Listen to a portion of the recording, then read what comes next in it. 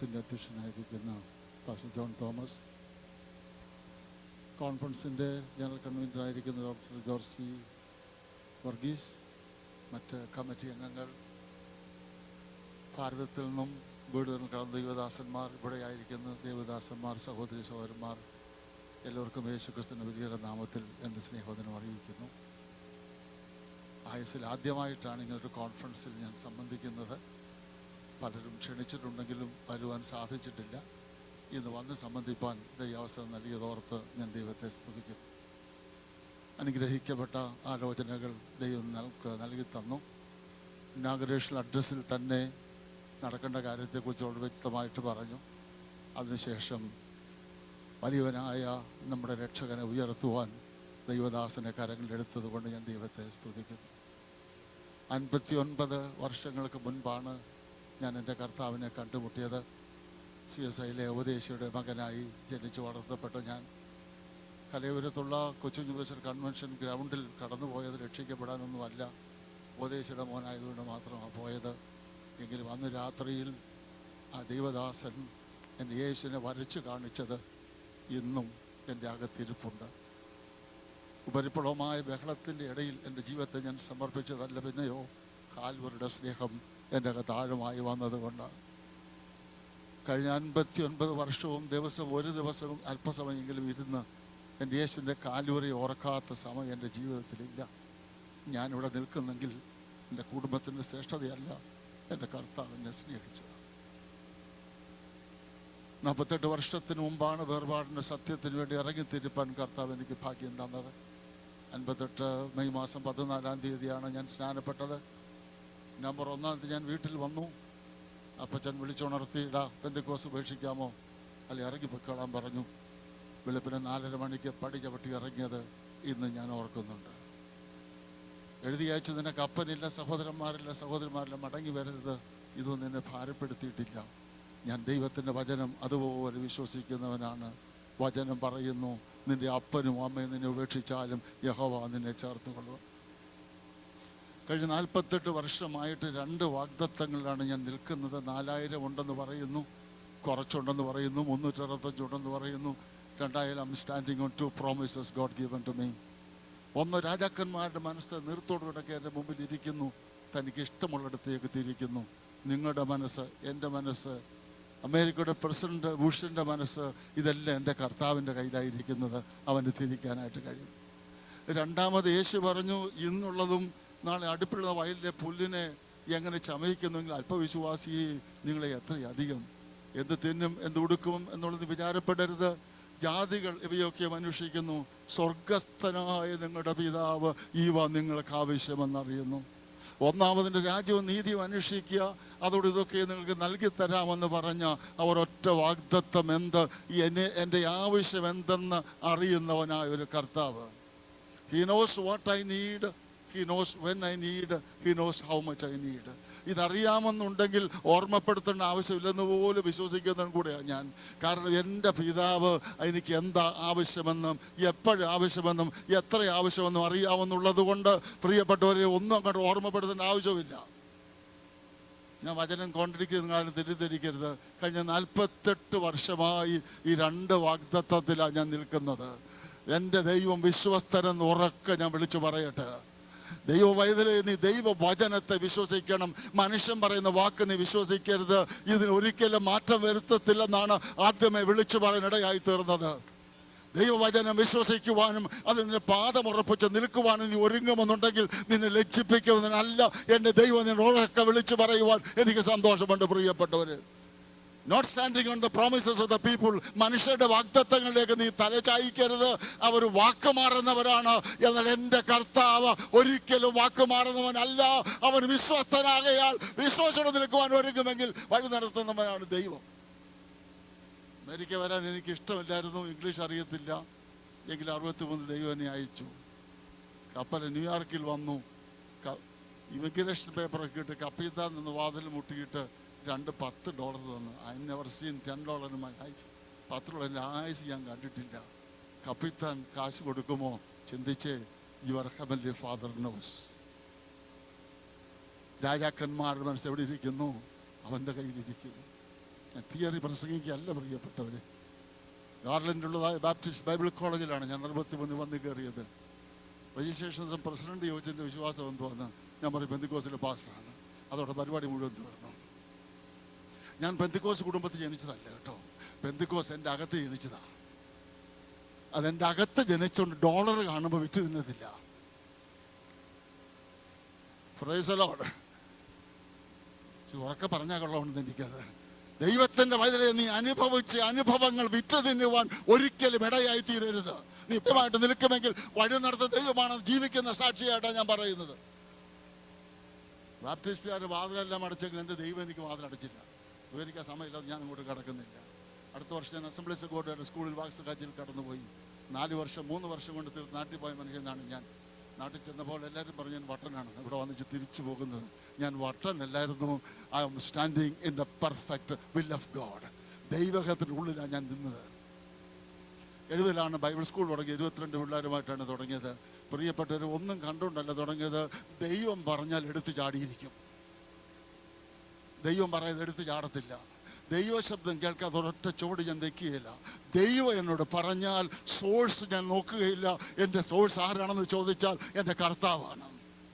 ദൈവത്തിന് ദൈവമാണ് നിങ്ങളോട് പറയുന്നെങ്കിൽ ഇടം വലം നോക്കാതെ എടുത്തു ചാടാൻ ഒരുക്കമുണ്ടെങ്കിൽ അനുഗ്രഹിക്കുന്ന ദൈവമുണ്ടെന്ന് ഉറക്കെ ഞാൻ വിളിച്ചു പറയട്ടെ.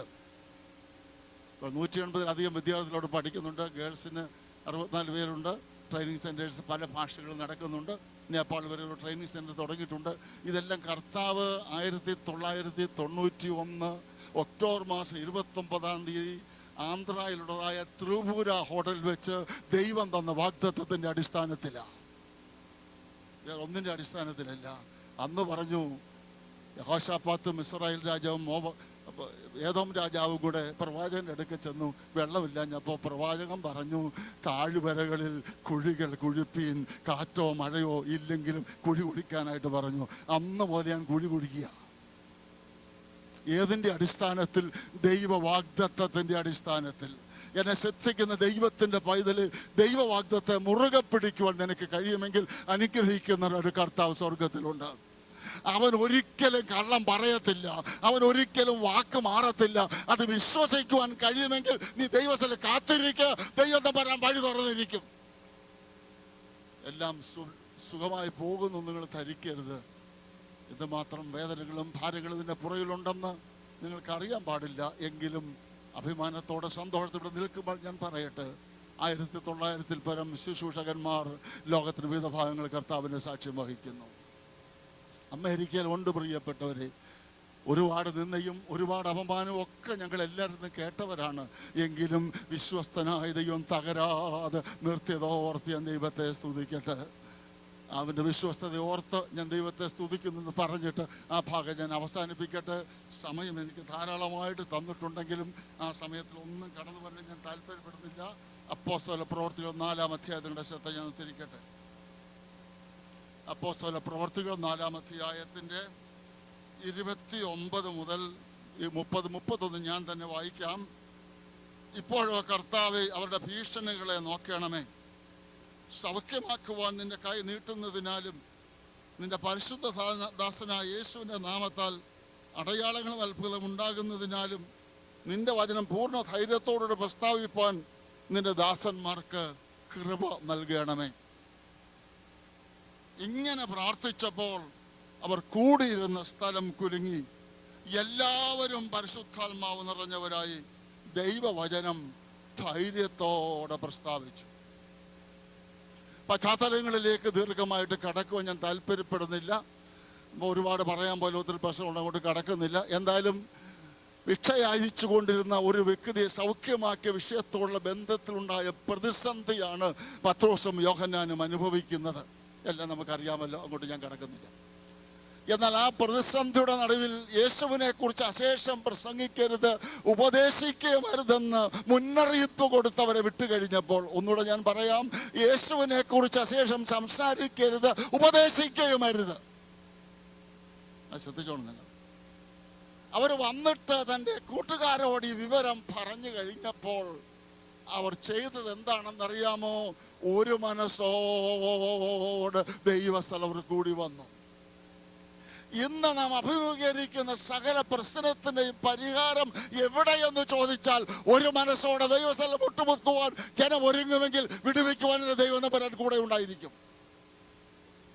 കിട്ടാൻ ഇച്ചിരി ബുദ്ധിമുട്ടാണെന്ന് എനിക്കറിയാം. എങ്കിലും അന്ന് അവർ ഒന്നിച്ചു കൂടി ഒരു മനസ്സോടെ അവർ പ്രാർത്ഥിച്ചു. നമുക്കറിയാവുന്ന കാര്യമാണ് അവർ പ്രാർത്ഥിച്ചു. ആ പ്രാർത്ഥന വിഷയം നിങ്ങളൊന്ന് ശ്രദ്ധിക്കാൻ കൂടെ എൻ്റെ മനസ്സിൽ താല്പര്യമുണ്ട്. ഒന്ന്, സകലത്തെയും നിയന്ത്രിക്കുന്ന ദൈവത്തോട് അവർ പ്രാർത്ഥിക്കുന്നത്. സ്നേഹിതരെ, നമ്മൾ പ്രാർത്ഥിക്കുന്നത് ആരോടാണെന്നുള്ള ഒരു ധൈര്യം നമ്മുടെ അകത്ത് കിട്ടാമെന്നുണ്ടെങ്കിൽ നമുക്ക് കോൺഫിഡൻസ്, വളരെ ധൈര്യത്തോടെ നമുക്ക് ദൈവത്തിലേക്ക് കടന്നു ചെല്ലുവാനായിട്ട് കഴിയും. സകലത്തെയും നിയന്ത്രിക്കുന്ന ഒരു ദൈവം. രാജാക്കന്മാരെ സിംഹാസനത്തിൽ ഏറ്റുന്നവൻ, രാജാക്കന്മാരെ താഴെ ഇറക്കുന്നവൻ. ആ ദൈവത്തോടാണ് നാം പ്രാർത്ഥിക്കുന്നത്. ഏത് സാഹചര്യത്തിന്റെ മേലും അപ്പോൾ പ്രവർത്തിക്കുവാൻ സർവശക്തനായ ദൈവത്തോടാണ് പ്രാർത്ഥിക്കുന്നുള്ള വിശ്വാസം നമ്മുടെ അകത്ത് വരാമെന്നുണ്ടെങ്കിൽ ദൈവത്തിന്റെ പൈതല് അത്ഭുതങ്ങളെ കാണുവാൻ ദൈവം സഹായിക്കുമെന്ന് ഞാൻ വിശ്വസിക്കുന്നുണ്ട്. രണ്ടാമത്, ആകാശത്തെയും ഭൂമിയെയും കടലിനെയും നിർമ്മിച്ച ദൈവത്തോട്. ആരോട്? സകലത്തിന്റെയും നിർമ്മിച്ച ദൈവത്തോടാണ് ഞാൻ നീയും പ്രാർത്ഥിക്കുന്നത്. യെരമ്യാ പ്രവചനം 33-ാം അധ്യായത്തിലെ 3-ാം വാക്യം നമുക്ക് എല്ലാവർക്കും ഇഷ്ടം. എന്നെ വിളിച്ചപേക്ഷിക്കുക. Call unto me, I will answer thee and show thee great and mighty things which thou knowest not. എന്നാൽ എനിക്ക് ഇഷ്ടം രണ്ടാമത്തെ വാക്യമാണ്. Thus saith the Lord, the maker thereof, the one who formed it and established it, the Lord is his name. Then he said, call me. Praise the Lord. ആരെയാ വിളിക്കുന്നത്? സൃഷ്ടിക്കുവാൻ കഴിവുള്ള ഒരു ദൈവത്തെ. Praise the Lord. ഡോക്ടർ പറയും ഒരു പ്രകാരത്തിലും നടക്കത്തില്ലെന്ന് പറയുമ്പോൾ അവിടെ സൃഷ്ടിക്കുവാൻ കഴിവുള്ള ഒരു ദൈവത്തോടാണ് നാം പ്രാർത്ഥിക്കുന്നുള്ള വിശ്വാസമാണ് നമുക്കുണ്ടാകേണ്ടത്. He is able to create it. നിർമ്മിക്കാനായിട്ട് കഴിയും.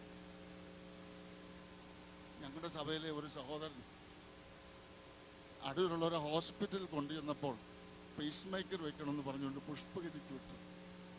പുഷ്പഗിരി ചെന്നപ്പോൾ അവർ അത് തന്നെ പറഞ്ഞപ്പോൾ ഉപദേശിയായ മക്കളെ 1-2 പേര് അടുത്തിരിപ്പുണ്ട്. ആ നേഴ്സുമാർ പറഞ്ഞു, നിങ്ങളെ മക്കളാണോ? നിങ്ങളുടെ അപ്പന് വേണ്ടി സഹായിക്കാൻ കഴിവില്ലയോ എന്ന് ആക്ഷേപിച്ച് അവരെ വിട്ടു. അടുത്ത് വേറൊരു ഹോസ്പിറ്റൽ അഡ്മിറ്റ് ചെയ്തു. രാത്രി ഞാൻ വരുമ്പോഴേ അറിയുന്നത്. രാവിലെ അവിടെ ചെല്ലുമ്പോൾ മൂത്ത മകൻ പാസ് നിൽപ്പുണ്ട്. ഞാൻ ചോദിച്ചു, കുഞ്ഞെ എന്താ? കൊണ്ടുപോയിക്കൊള്ളാൻ പറഞ്ഞു. ഞാൻ ചോദിച്ചു, കുഞ്ഞുമൻ ഗൾഫിലില്ലേ? കാശ് കിട്ടത്തില്ലേ? അവൻ്റെ എല്ലാം ഒന്നുമില്ല. 3 മക്കൾ ഈ പോസ്റ്റോടുകൊണ്ട് സുവിശേഷ തിരക്കാർ. ഞാൻ ഡോക്ടറെ കയറി കണ്ടപ്പോൾ കൊണ്ടുപോയിക്കോളാൻ പറഞ്ഞു. My heart was happy. അത് വളരെ ഭാരം തോന്നി.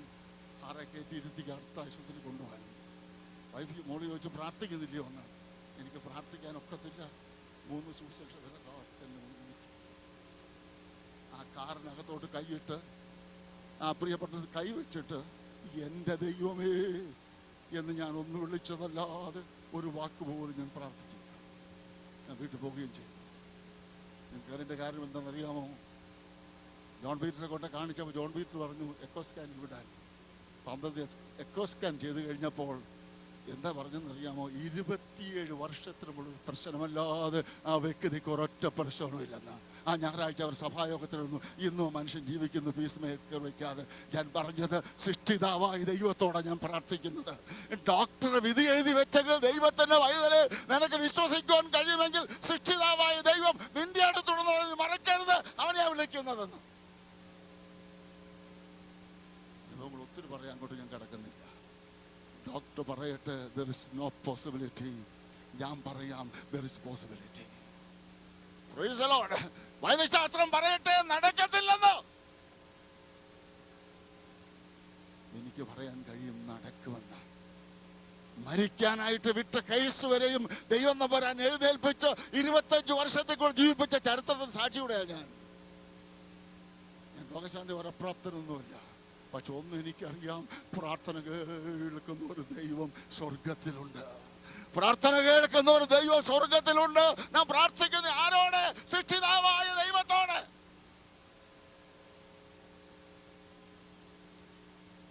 പിന്നെ അവർ പ്രാർത്ഥിക്കുന്നത് 2-ാം സങ്കീർത്തനത്തിലെ വാഗ്ദത്തം ഉദ്ധരിച്ചുകൊണ്ടാണ് പ്രാർത്ഥിക്കുന്നത്.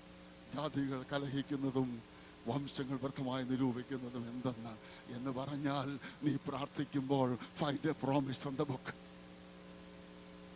Price the Lord. നീ ഒരു വാഗ്ദത്തം കണ്ടെത്ത്. ആ വാഗ്ദത്തമായ ദൈവസ്ഥലോട്ട് പോ. ദണ്ഡനങ്ങൾ അവസാനിപ്പിക്കുക. ആ വാഗ്ദത്തം വെച്ചോണ്ട് പറ, സ്തോത്രം സ്തോത്രം സ്തോത്രം കർത്താവേ, നീ അങ്ങനെ പറഞ്ഞുകൊണ്ട് സ്തോത്രം സ്തോത്രം സ്തോത്രം സ്തോത്രം എന്ന് പറയാൻ ധൈര്യം എനിക്ക് നിനക്ക് ഉണ്ടാകണം.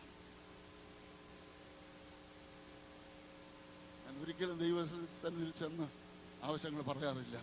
വാഗ്ദത്തെടുത്ത് സ്തോത്രം പറയും. വാഗ്ദത്തെടുത്ത് സ്തോത്രം പറയും. വാഗ്ദത്തത്തെ മാറ്റുന്നവനല്ല എൻ്റെ ദൈവം. പക്ഷെ ഒരു കാര്യം മാത്രം, എപ്പോഴാണ് നിറവേറുന്നത് ചോദിച്ചാൽ അതെനിക്കറിയത്തില്ല. ദൈവം തമ്പുരാൻ ഒരു സമയമുണ്ട്. അതുവരെയും സ്തോത്രം പറഞ്ഞുകൊണ്ട് നിനക്കിരിക്കാൻ കഴിയുമെങ്കിൽ ആ വാഗ്ദത്തത്തിന്മേൽ ഇറങ്ങി വന്ന് പ്രവർത്തിക്കുന്ന വിശ്വസ്തനായ ദൈവമുണ്ടെന്ന് ഇന്ന് രാത്രി വിളിച്ചു പറയട്ടെ.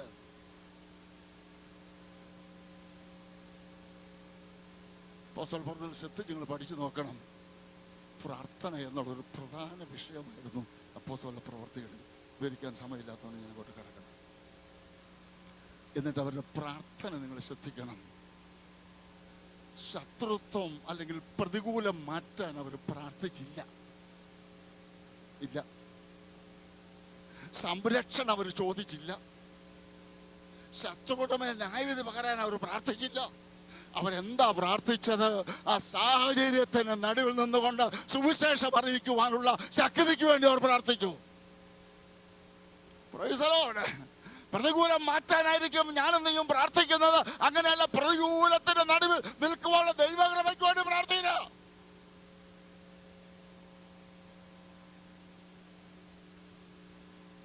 രാത്രിയുടെ 4-ാം യാമത്തിൽ തണ്ടുവലിച്ച് ക്ഷീണിച്ചിരിക്കുന്ന ശിശുഗണങ്ങളുടെ അടുക്കലേക്ക് ആ വെള്ളത്തിന് മീതെ നടന്നു ചെല്ലുന്ന യേശുവിനെ ഒന്ന് ശ്രദ്ധിച്ചു നോക്കി.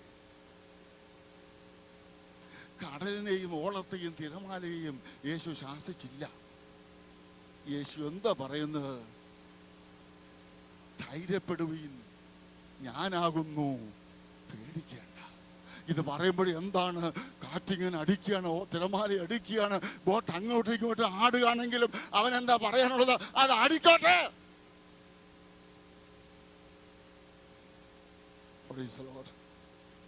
പ്രതികൂലം മാറ്റാനല്ല നീ പ്രാർത്ഥിക്കേണ്ടത്. ആ പ്രതികൂലത്തിന് നടുവിൽ നിൽക്കുവാനുള്ള കൃപയ്ക്ക് വേണ്ടി പ്രാർത്ഥിക്കുക. നീ പ്രാർത്ഥിക്കുമെങ്കിൽ കൃപ തരുവാൻ കഴിവുള്ള കർത്താവ് ജീവിക്കുന്നത് കൊണ്ട് ഇവരുടെ പ്രാർത്ഥന വിഷയം എന്തെന്ന് ചോദിച്ചാൽ ഇതാണ് അവർക്ക് പറയാനുള്ളത്. എന്ത് കർത്താവേ, ഞങ്ങൾക്ക് കൃപ തരണമേ, ഞങ്ങൾക്ക് ധൈര്യം തരണമേ, പ്രാഗൽഭ്യത്തോട് പ്രസംഗിക്കുവാനുള്ള കൃപ തരണമേ എന്നവർ ദൈവത്തോട് പ്രാർത്ഥിച്ചു. ദൈവമക്കളെ, നമ്മുടെ പ്രാർത്ഥനയും അങ്ങനെയായി മാറട്ടെ. പ്രതികൂലം മാറാൻ ഞാനും നീയും പ്രാർത്ഥിക്കേണ്ട കാര്യമില്ല.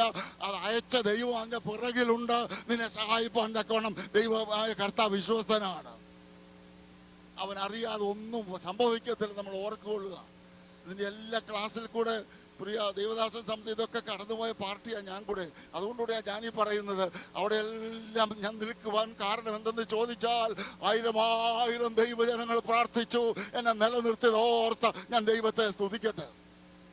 പ്രൈസ് ദി ലോർഡ് എന്ന് പറഞ്ഞാൽ ദൈവത്തിന്റെ പൈതലേ, ദൈവമാണ് നിന്നെ വിളിച്ചിറക്കി. ദൈവം ആക്കിയിട്ടുണ്ടെങ്കിൽ ജീവിതത്തിന്റെ പടകിനെതിരായിട്ട് കൊടുങ്കാറ്റ് ആഞ്ഞടിക്കുമ്പോഴും അവൻ മുഖം മറച്ചു പോകുന്നവനല്ല, അവൻ ആശ്വസിപ്പിക്കുന്നവനാണ്. ചിലപ്പോൾ മനുഷ്യരല്ലയോ, ചിലപ്പോൾ നമുക്ക് ചോദിച്ചു പോകും, എന്നെ അറിയുന്നവരാരുമില്ലയോ എന്ന് ചോദിച്ചു പോകും. സ്വാഭാവികമാണ്. ദൈവത്തിന് പൈതലേ, അങ്ങനെ നീ ചോദിക്കരുത്. നിന്നെ അറിയുന്നവൻ തന്നെയാ നിനക്ക് വേണ്ടി മതിൽ മുടക്കും. അവനാണ് നിന്റെ നായകൻ. ആ യേശുവിനെ കുറിച്ചാണ് ദൈവദാസൻ ശക്തിയോടെ ഇവിടെ ഉയർത്തിയത്. ആ യേശു ദൈവത്തിലെ നിന്നോട് കൂടെ ഇരിക്കുന്നവൻ, നിന്റെ എല്ലാ സാഹചര്യങ്ങളും മനസ്സിലാക്കുന്നവൻ, നന്നായി അറിയുന്നവൻ, നിനക്ക് വേണ്ടി പ്രവർത്തിക്കുന്നവൻ, അവൻ വിശ്വസ്തനാണെന്നുള്ള കാര്യം നീ മറന്നു കളയരുത്. എന്നെ ബാപ്റ്റിസ്റ്റ് സ്കൂളിൽ പഠിക്കുമ്പോൾ മുടി വെട്ടാൻ കാശ് 1 മാസം KC തോമസ് എന്ന് പുള്ളി മരിച്ചുപോയി, ചാത്തന്നൂരെ. പിന്നെ മുടി വെട്ടാൻ കാശില്ലാതെ പറഞ്ഞ സന്ദർഭം ഞാൻ ഓർക്കുന്നുണ്ട്. ഒരു ഭാരം എനിക്കില്ല. I know God send me there. ഞാൻ ഇൻ ബിറ്റ്വീൻ നിന്നെങ്കിൽ ഏത് ബാപ്റ്റിസ്റ്റ് വല്ല ബന്ധുക്കോസോ വല്ലതും പറഞ്ഞ് നിന്നെങ്കിൽ രക്ഷപ്പെടാമായിരുന്നു. സത്യം തുറന്നു പോയതുകൊണ്ട് അല്പപ്രയാസം വന്നു പോയെന്ന് മാത്രമേ ഉള്ളൂ. എനിക്ക് അതിലൊരു ഭാരമില്ല. I know God send me here. ദൈവനെ അയച്ചെന്നറിയാം. there is a purpose for God. ദൈവത്തിന് കാര്യം നിവർത്തിക്കാൻ അയച്ചെന്ന് ഉറപ്പ് എനിക്കുണ്ടായിരുന്നു. എൻ്റെ ഒരു ക്ലാസ്മേറ്റ് രണ്ടുപേരെയും കൂട്ടിക്കൊണ്ടു പ്രാർത്ഥിക്കാൻ. അവർ ബാപ്റ്റിസ്റ്റുകാരാണ്. പ്രാർത്ഥന കഴിഞ്ഞപ്പോൾ ഒരാൾ വിളിച്ച് ജോർജ് ഗോവിന്ദാസ് എന്നോട് വരാൻ പറഞ്ഞു. എനിക്കറിയത്തില്ല എവിടെ പോകുന്നത്. ചെന്ന് എവിടെയെന്നറിയാമോ? ഇവർ രണ്ടുപേരും കൂടി ഒരു ബാർബർ ഷോപ്പ് ഓൺ ചെയ്തവരാണ്. ഇവർ രണ്ട് ബാർബേഴ്സുമാണ്. എന്ത് സംഭവിച്ചു? ആയിക്കോട്ടെ, free hair cut and $10 check and free lunch. ദൈവത്തിന് വേണ്ടി നിൽക്കുമെങ്കിൽ ആ കാര്യം പോലും അറിയുന്ന ഒരു സ്വർഗമുണ്ട്. Praise the lord. എൻ്റെ കൂടെ പഠിക്കുന്നവർക്കോ അല്ലെങ്കിൽ കോളേജിലെ പ്രസിഡന്റിനോ മനസ്സിലാക്കാൻ കഴിഞ്ഞില്ലെങ്കിൽ ആ പ്രസിഡന്റ് അനുഗമിച്ചല്ല ഞാൻ ഇറങ്ങിയത്. ചോര തന്നെ അനുമാനത്തിന് പുറകെ ഞാൻ ഇറങ്ങി തിരിച്ചിരിക്കുന്നത് കൊണ്ട് അവനെന്റെ കാര്യം അറിയാം.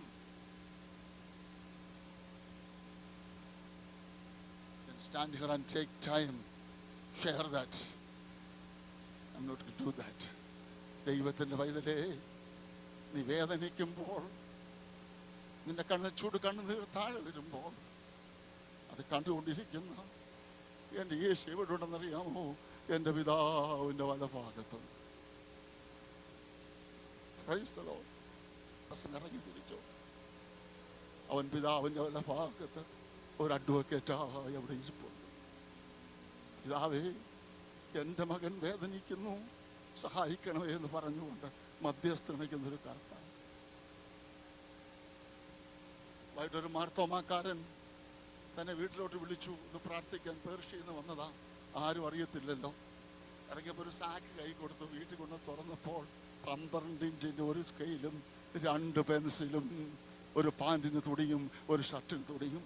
ദൈവത്തിന്റെ പൈതലേ, നിന്റെ വേദന ആര് പറഞ്ഞില്ലെങ്കിലും അറിയുന്ന ഒരു കർത്താവുണ്ടെന്നുള്ള കാര്യം നീ മറന്നു കളയരുത്. ജീവിതത്തിന്റെ വേദന അനുഭവിച്ചുകൊണ്ട് കടന്നു പോകുന്ന സഹോദര സഹോദരി, ആരും അറിഞ്ഞില്ലെന്ന് നിനക്ക് തോന്നിയാലും അറിയണ്ടവൻ അറിഞ്ഞിട്ടുണ്ട്. അവൻ തക്ക സമയത്ത് ഇറങ്ങി വരുന്നവനാകയാൽ അവന്റെ മുഖത്തേക്കുള്ള നോട്ടം മാറ്റാതിരുന്നാൽ മാത്രം മതി. ഞാൻ ഒത്തിരി പറയാൻ ഞാൻ അങ്ങോട്ട് കടക്കുന്നില്ല. ദൈവത്തിന്റെ പൈതലേ, പാസ്റ്ററല്ല നിനക്ക് വേണ്ടി മുതൽ മുടക്കിയത്. ലോകത്തിൽ ആരുമല്ല മുതൽ മുടക്കിയത്. മുതൽ മുടക്കി ആരാണെന്ന് അറിയാമോ? എൻ്റെ യേശു.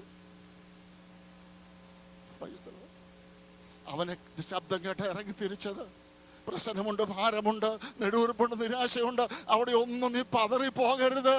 വിളിച്ചിറക്കിയ കർത്താവ് വിശ്വസ്തനാകയാൽ തക്ക സമയത്ത് ഇറങ്ങി വന്ന് ആശ്വസിപ്പിക്കുന്ന ദൈവമാകയാൽ ഞാൻ നന്ദിയോടെ ദൈവത്തെ സ്തുതിക്കട്ടെ. പ്രാർത്ഥന കേൾക്കുന്ന ദൈവം ഇന്നും ജീവിക്കുന്നു. ആഫ്രിക്കൻ ജംഗിളിൽ ഡോക്ടറായിട്ട് പോയൊരു മിഷണറുടെ ചരിത്രം ഞാൻ വായിച്ചിട്ടുണ്ട്. 2 ദിവസം സൈക്കിൾ യാത്ര ചെയ്യണം. സിറ്റിയിൽ വന്ന് മരുന്നോ പണമോ വാങ്ങി എടുക്കുവാൻ. ഒരു ദിവസം യാത്ര ചെയ്ത് ഇടയ്ക്ക് താമസിക്കും, പിന്നെയും പോകും, യാത്ര ചെയ്യും, കാശെടുക്കും, പിന്നെയും താമസിക്കും, പോകും. സിറ്റിയോട് അടുത്തപ്പോൾ 2 തമ്മിൽ അടിയുണ്ടായി. മുറിവ് കണ്ടപ്പോൾ മരുന്ന് വെച്ച് ഡോക്ടർ ആ രോഗിക്ക് വെച്ച് കെട്ടിവിട്ടിട്ട് താൻ യാത്രയായി ആ ജംഗിൾസിൽ പോയി കിടന്നുറങ്ങുക. രാത്രിയിൽ 5 പേരെയും കൂട്ടിക്കൊണ്ട് ഈ മനുഷ്യൻ ഈ ഡോക്ടറെ കൊള്ളയടിക്കാനായിട്ട് അവിടെ വന്നു. 6 പേർ ഒന്നിച്ച് അവർ വന്ന് പതിയിരിക്കുകയായിരുന്നു ഡോക്ടർ ഉറങ്ങാൻ വേണ്ടി. ഡോക്ടർ ഉറങ്ങിക്കഴിഞ്ഞപ്പോൾ എഴുന്നേറ്റപ്പോൾ അവർ കാണുന്നത് എന്താണെന്ന് അറിയാമോ? 26 സായുധധാരികൾ ആ ഡോക്ടർക്ക് ചുറ്റുമായിട്ട് ആ കാട്ടിൽ നിൽക്കുന്നതായിട്ടാണ് കാണുന്നത്. ഭയന്നവർ ഓടിപ്പോയി. പിന്നെ സിറ്റി വെച്ച് കണ്ടപ്പോൾ ഡോക്ടറോട് ചോദിച്ചു, ഡോക്ടറെ, ഞങ്ങൾ കൊല്ലാൻ വന്നാണല്ലോ, 26 പേരുണ്ടായിരുന്നല്ലോ. ഡോക്ടർ ചിരിച്ചു. ആരുമില്ല, ഞാൻ തന്നെ. No no no, we saw it, ഞങ്ങൾ കണ്ടു. മിച്ചിഗണിലുള്ള തന്റെ ചർച്ചിൽ താൻ ചെന്ന് ഈ ചരിത്രം പറഞ്ഞുകൊണ്ടിരിക്കുമ്പോൾ ഒരാൾ ചാടി അങ്ങ് എഴുന്നേറ്റു. നിങ്ങൾ അവിടെ ഉറങ്ങുമ്പോൾ ഇവിടെ രാവിലെ ആയിരുന്നു. ഞങ്ങൾ നിങ്ങൾക്ക് വേണ്ടി പ്രാർത്ഥിച്ചുകൊണ്ടിരിക്കുകയായിരുന്നു ഇവിടെ. എന്നിട്ട് അയാൾ പറഞ്ഞു, എൻ്റെ കൂടെ പ്രാർത്ഥിച്ച് എഴുന്നേൽപ്പീൻ. 25 പേര് കൂടെ എഴുന്നേറ്റു. 26 പേർ ഒന്നിച്ച് മിച്ചിഗണിലുള്ളതായ ചർച്ചില് ഈ ദൈവദാസനോട് പ്രാർത്ഥിച്ചുകൊണ്ടിരിക്കുമ്പോൾ 26 ദൂതന്മാരെ അയച്ച് വിടുവിച്ച ദൈവമാണ് നമ്മുടെ ദൈവമെങ്കിൽ പ്രാർത്ഥന കേൾക്കുന്ന ദൈവം ജീവിക്കുന്നു.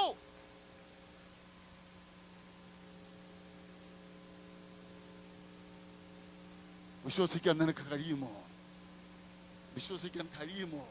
ആരോടാ പ്രാർത്ഥിക്കുന്നത്? സകലത്തിന് മേലും അധികാരമുള്ള സൃഷ്ടിതാവായ ദൈവത്തോട്. എന്തിന്റെ അടിസ്ഥാനത്തിൽ? വാഗ്ദത്തത്തിന്റെ അടിസ്ഥാനത്തിൽ. അവൻ പറഞ്ഞു, seek ye first the kingdom of God and his righteousness, the rest of the things added. ഒന്നാമത്തെ ഒന്നാം സ്ഥാനം കൊടുത്തു കഴിഞ്ഞാൽ നിനക്ക് വേണ്ടി വഴിയൊരുക്കുന്നവനാ ദൈവം. പോകട്ടെ. ഇങ്ങനെ പ്രാർത്ഥിച്ചുകൊണ്ടിരുന്നപ്പോൾ അവർ പ്രാർത്ഥിച്ച സ്ഥലം എന്ത് ചെയ്തു? കുലുങ്ങി. എന്ത് സംഭവിച്ചു? എല്ലാവരും എന്ത് ചെയ്തു? ആത്മാവ് നിറഞ്ഞവരായി. എല്ലാവരും എന്ത് ചെയ്തു? ആത്മാവ് നിറഞ്ഞവരായി. ഈ എല്ലാവരും മാളിക മുറിയിൽ ആത്മാവിനെ പ്രാപിച്ചവർ തന്നെയാണ്. സ്വതന്ത്രം. ആദ്യം സംസാരിച്ച ദൈവത്തിന്റെ ദാസൻ ഊന്നിയ കാര്യങ്ങൾ പറഞ്ഞല്ലോ പ്രിയപ്പെട്ടവരെ. എല്ലാവരും ആത്മാവ് നിറഞ്ഞവരായി. ഇന്നത്തെ പെന്തക്കോസ് സഭയുടെ ആവശ്യം 100 വർഷം കൊണ്ടാടുകയല്ല, ജനം അഭിഷേകം പ്രാപിക്കുക.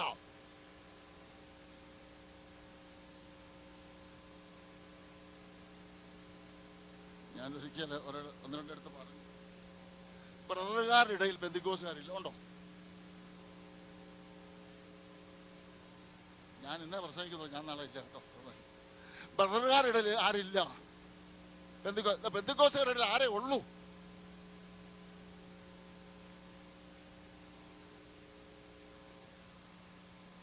പെണങ്ങല്ലേ, പെണങ്ങല്ലേ. ദൈവത്തിന് പൈതല്, നമ്മളെ പെന്തക്കോസുകാരെന്ന് വിളിക്കുന്നത് പെന്തക്കോസിന് ആത്മാവിനെ പ്രാപിച്ച് അന്യഭാഷ ദൈവത്തെ ആരാധിക്കുന്നത് കൊണ്ട്. നീ പ്രാപിച്ചില്ലെങ്കിൽ നീ ഇന്ന് രാത്രി പ്രാപിക്കാതെ എഴുന്നേറ്റ് പോകരുത്.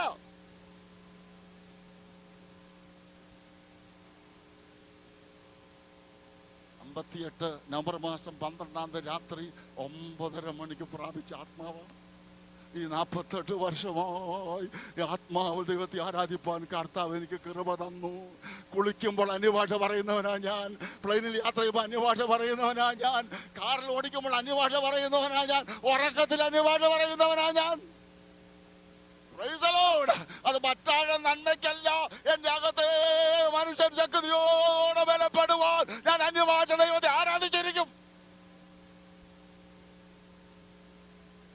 ഈ കൺവെൻഷൻ കഴിയുന്നതിന് മുൻപ് ഈ കൺവെൻഷന് സംബന്ധിക്കുന്ന സകല വ്യക്തികളും പരിശുദ്ധാത്മാവിനെ പ്രാപിച്ചാൽ കൊള്ളാമെന്ന് ആഗ്രഹിക്കുന്നവനാ ഞാൻ. Price the Lord, price the Lord. പറഞ്ഞു വരുമ്പോ ഇച്ചിരി കടുത്തു പോയെങ്കിലും അഭിഷേകം പ്രാപിക്കാത്ത കമ്മറ്റിക്കാരനൊക്കെ പിരിച്ചുവിടുന്ന കാലം കഴിഞ്ഞിരിക്കുക. സ്വതന്ത്രം. പണ്ട് കേബ്ര സാറ് പറഞ്ഞു കേട്ടിട്ടുണ്ട്, പന്തലിട്ടോണ്ടിരിക്കുമ്പം അന്ന് കോൺട്രാക്ട് കൊടുക്കല്ലോ. സാറ് പതുക്കെ ബ്രദർ അഭിഷേകം പ്രാപിച്ചാന്നു. അല്ല, ഇതാണ്ട് അവിടെ പ്രാർത്ഥന അങ്ങോട്ട് പോയാട്ട് എന്ന് പറഞ്ഞ പന്തലിന് കുഴി കുഴിക്കുന്നവൻ അഭിഷേകം പ്രാപിച്ചവനാണെന്നോ? അങ്ങനെയൊക്കെ ദൈവത്തിന്റെ വൈതല് സഭയെ നടത്തുന്നവൻ അഭിഷേകം പ്രാപിച്ചതായിരിക്കണം.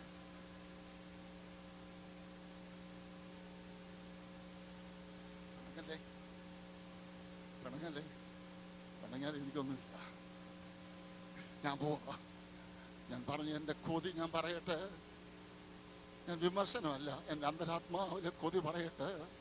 ഈ കോൺഫറൻസിന് വരുന്ന എല്ലാവരും അഭിഷേകം പ്രാപിച്ച് അവരുടെ പട്ടണങ്ങളിലേക്കൊന്ന് പോയിരുന്നെങ്കിൽ സഭകളുടെ മുഖച്ഛായകൾ മാറ്റുവാൻ എന്റെ ദൈവത്തിന് കഴിയും.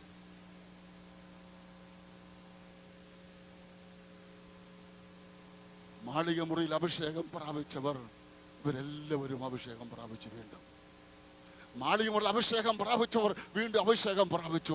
50 കൊല്ലത്തിനും 2 മുറിയും മറുഭാഷയും പറഞ്ഞുകൊണ്ട് നടക്കുക. ഇപ്പോഴും ഇന്നും പറയുന്ന പ്രാപിച്ചെന്നാ ഇപ്പോഴെങ്ങനെ ഇരിക്കുന്നു? സ്വതന്ത്രം. ആ 2 പന്യാഴ്ചയല്ലാതെ വേറെ വല്ലതും ഉണ്ടോ? വേറെന്താ പെന്തിക്കോസ്? ശതാബ്ദിയൊക്കെ കേരളത്തിലൊക്കെ കൊണ്ടാടി വെച്ചിരിക്കുകയാണ്.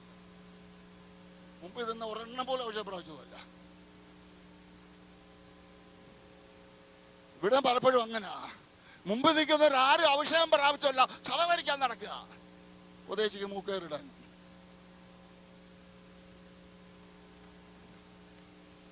സ്തോത്രം. ക്ഷമിക്കണം, ഞാൻ വിഷമിപ്പിക്കാനല്ല ഞാൻ പറഞ്ഞത്. എൻ്റെ അഭിപ്രായം ഇന്നെൻ്റെ ആവശ്യം പ്രാർത്ഥനയും അഭിഷേകവുമാണ്. വേറെ ഒന്നുമില്ല. പ്രാർത്ഥിക്കാൻ ജനം മുൻപോട്ട് വരട്ടെ. ജനം അഭിഷേകം പ്രാപനയിടയായി തീരട്ടെ. ഇന്ന് രാത്രി എഴുന്നേറ്റ് പോകുന്നതിന് മുൻപ് നിങ്ങൾക്ക് ദാഹമുണ്ടെങ്കിൽ, നിങ്ങൾക്ക് വിശ്വാസമുണ്ടെങ്കിൽ, നിങ്ങൾ ഇരിക്കുന്ന ഇടത്ത് വെച്ച് അഭിഷേകിക്കുവാൻ എന്റെ ദൈവത്തിന്റെ ലോഡ്. അത് പ്രാപിക്കാതെ എഴുന്നേക്കരുത്, ഉറങ്ങരുത്. ക്ലാസ് റൂമിൽ അഭിഷേകം പറഞ്ഞ ചരിത്രങ്ങൾ ഞാൻ പറഞ്ഞു തരാം. ഞങ്ങളുടെ അടുത്ത് യാക്കോബായിലെ ഒരു കുടുംബം രക്ഷിക്കപ്പെട്ട അന്യഭാഷ പറയാൻ തുടങ്ങിയപ്പോൾ ഈ 8 വയസ്സുള്ള കൊച്ചിനും തോന്നി എനിക്ക് കിട്ടിയാൽ കൊള്ളാമെന്ന്. എന്താ കൊച്ചിന് അറിയത്തില്ല. അപ്പനും അമ്മയും സംസാരിക്കുക എനിക്കും വേണം. 4ാം ക്ലാസ്സിൽ ഇങ്ങനെ ഇരിക്കുമ്പോൾ ക്ലാസ് എടുത്തോണ്ടിരിക്കുക സാറ്. ആ സമയത്ത് ബെഞ്ചിൽ ഇരുന്നോണ്ട് അന്യഭാഷ പറയാൻ തുടങ്ങിയ കൊച്ചൻ. അവിടെ കൂടെ പ്രാർത്ഥിക്കാനും കൈകൊട്ടാനും ഏല ഇടാനും ആരുമില്ലായിരുന്നു. ആ കൊച്ചിന്റെ ഹൃദയത്തിന്റെ അന്തർഭാഗത്ത് ദാഹവും വിശ്വാസവും അറിഞ്ഞ് സ്വർഗം അവിടെ ഇറങ്ങി പ്രവർത്തിക്കാൻ ഇടയായിത്തീരുന്നെങ്കിൽ ഈ കോൺഫറൻസ് കഴിയുന്നതിന് മുമ്പ് ഇവിടെ വരുന്ന എല്ലാവരും ഒരു പുതിയ അഭിഷേകം പ്രാപിക്കണം.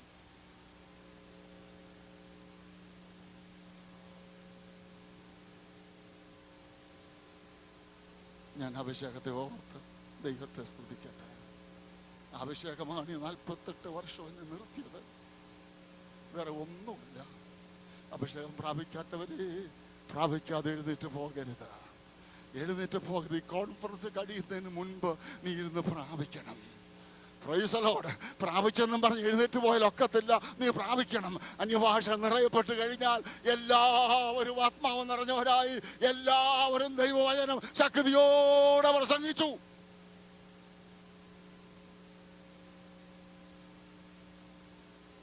സുവിശേഷീകരണം എന്ന് പറയുന്നത് എല്ലാവർക്കും ഉള്ളതാ. കുഞ്ഞു മുതൽ വലിയ എല്ലാവർക്കും ഉള്ളതാ. അഭിഷേകം പ്രാപിച്ചു കഴിഞ്ഞാൽ ദൈവം തമ്പുരാൻ നിനക്ക് ശക്തി തന്നിരിക്കും. ശക്തിയോടെ സാക്ഷ്യം പറയാനായിട്ട് കഴിയും.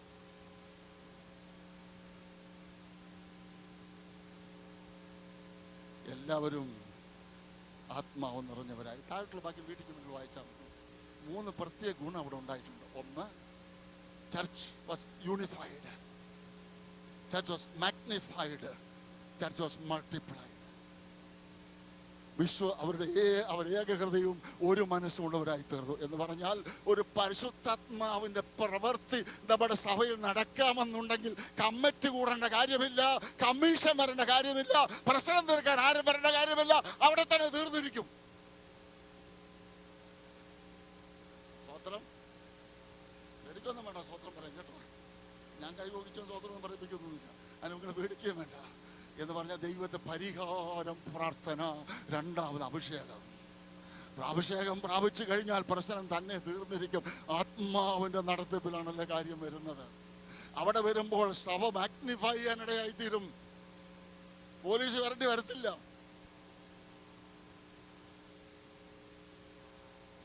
വിഷമം തോന്നല്ലേ? അഭിഷേകം പ്രാപിച്ച ദൈവമക്കൾ കൂടി വരുന്നിടത്ത് പോലീസിന് ആവശ്യമില്ല. ആത്മാവിനാൽ നടത്തപ്പെടുന്നവരാണ്. യേശു ആത്മാവ് നിറഞ്ഞവനായി, ആത്മാവിനാൽ നടത്തപ്പെട്ടവനായി എങ്ങോട്ട് പോയി? മരുഭൂമിയിലേക്ക് പോകുന്നവരാ. ഞായറാഴ്ച രാവിലത്തെ അഭിഷേകത്തിന്റെ കാര്യമല്ല ഞാൻ ഈ പറയുന്നത്. പാട്ട് നീട്ടിപ്പാടി തമ്പേറടിക്കുമ്പോൾ വരുന്ന അഭിഷേകത്തെ കുറിച്ചല്ല ഞാൻ പറഞ്ഞത്. 24 മണിക്കൂറും നിന്റെ അടുക്കളയിൽ പാചകം ചെയ്തുകൊണ്ടിരിക്കുമ്പോൾ നിനക്ക് ആത്മാവിൽ ആരാധിപ്പാനായിട്ട് കഴിയും. കാർ ഓടിച്ച് നീ ജോലിക്ക് പോകുമ്പോൾ നിനക്ക് ആത്മാവിൽ ആരാധിക്കാനായിട്ട് കഴിയും. അങ്ങനെ ആരാധിച്ച് 6 ദിവസം ദൈവസ്ഥനായ ദൈവവൈതൽ ഞായറാഴ്ച വന്ന് മുട്ടുമടക്കി കഴിയുമ്പോൾ അന്യഭാഷ ദൈവത്തെ സ്തുതിക്കാൻ തുടങ്ങും.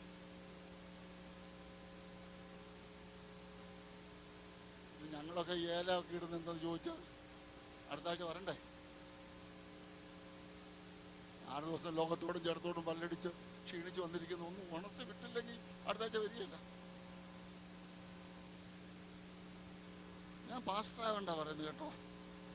പാസ്റ്ററായിട്ട് പറഞ്ഞു ഇന്ന് ഇഷ്ടമാണ്, എനിക്ക് സമയമില്ലാത്തതുകൊണ്ട്. എനിക്കറിയാം. പിന്നെ ഞങ്ങളൊരു സ്വത്രം പറ, അജുലിയ പറ, ആയിക്കോട്ടെ, വിളക്കി ഞങ്ങൾ വിടും. ദൈവവേദനയെ ഇളക്കിനകത്ത് കിട്ടുന്ന ആത്മാവല്ലിത്. സ്വത്രം നീ പ്രാപിച്ച ആത്മാവ് വാസ്തവമുണ്ടെങ്കിൽ, ഇഫ് ദാറ്റ് ഈസ് റിയൽ, അത് സത്യമാണെങ്കിൽ നിനക്ക് എപ്പോഴും അന്യഭാഷ ദൈവത്തെ സ്തുതിക്കാൻ കഴിയും. എൻ്റെ അപ്പച്ചൻ്റെ പെന്തക്കോസ്തുകാരുടെ യോഗത്തിലൊന്നും പോയിട്ടില്ല. ഞാൻ രാത്രിയിൽ കിടക്കുന്നതിന് മുമ്പ് നാളെ എന്താ പ്രസംഗിക്കേണ്ടതെന്ന് ആലോചിച്ച് ധ്യാനിച്ച് ഞാൻ കിടന്നാൽ അന്ന് രാത്രി ഉറക്കത്തിൽ പോയിന്റ് വെച്ച് പ്രസംഗിക്കും.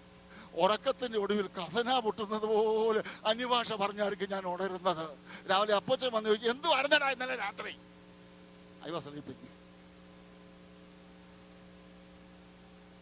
ഇതൊക്കെ പറയുന്ന ഇത് എനിക്ക് നമ്മുടെ പെന്തിക്കോസുകാർ റിയൽ പെന്തിക്കോസ് ആകുന്നിരിക്കും. സ്വത്രം. നോർത്ത് അമേരിക്കയിൽ ദൈവം തമ്പുരാൻ അയച്ച ഭൗതികമായ ജോലി തന്ന് സാമ്പത്തികമായി നിങ്ങളെ ഉയർത്തി എല്ലാ കാര്യങ്ങളും നന്മയിലേക്ക് ദൈവം തമ്പുരാൻ നടത്തിയിട്ടുണ്ടെങ്കിൽ ദൈവത്തിന്റെ പൈതലേ, ഇതിന്റെ എല്ലാ കാരണം നമ്മുടെ പിതാക്കന്മാർ അഭിഷേകം പ്രാപിച്ചതാ. അതിന്റെ നന്മയാ ഞാൻ എന്തെങ്കിലും പ്രാപിക്കുന്നതായിരുന്നു. മറക്കരുത്, അപ്പന്മാരുടെ അഭിഷേകം നമുക്ക് പ്രാപിക്കാം, നമ്മുടെ തലമുറയിലേക്ക് പകരാം.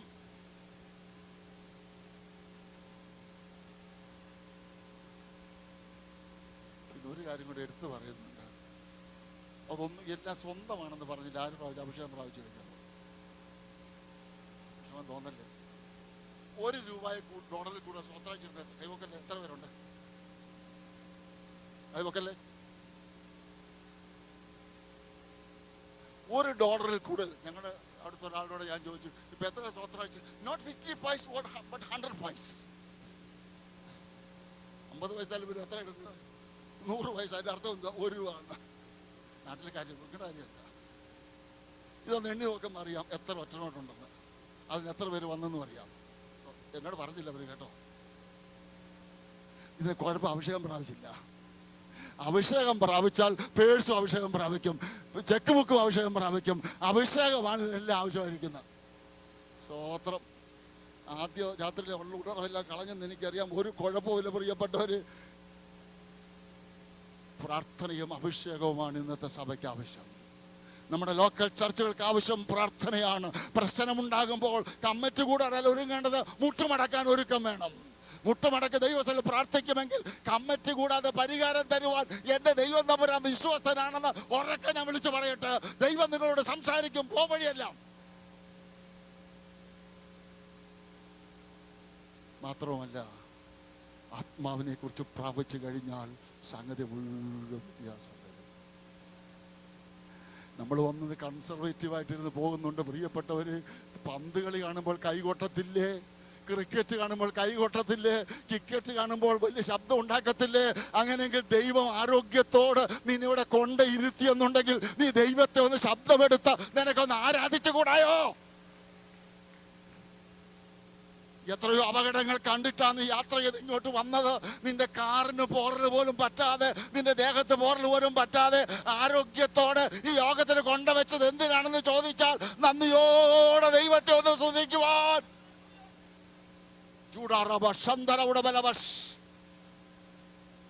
സകല ഭൂവാസികളുമായുള്ള കൈകൊട്ടും ദൈവത്തിന്റെ വചനമുണ്ട്.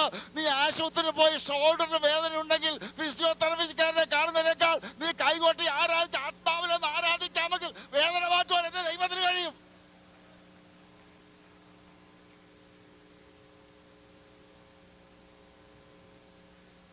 Price the Lord.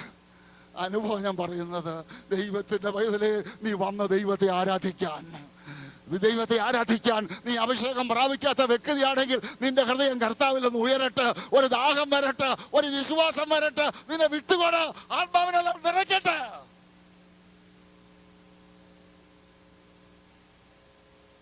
ഇരുപത്തിനാലാമത്തെ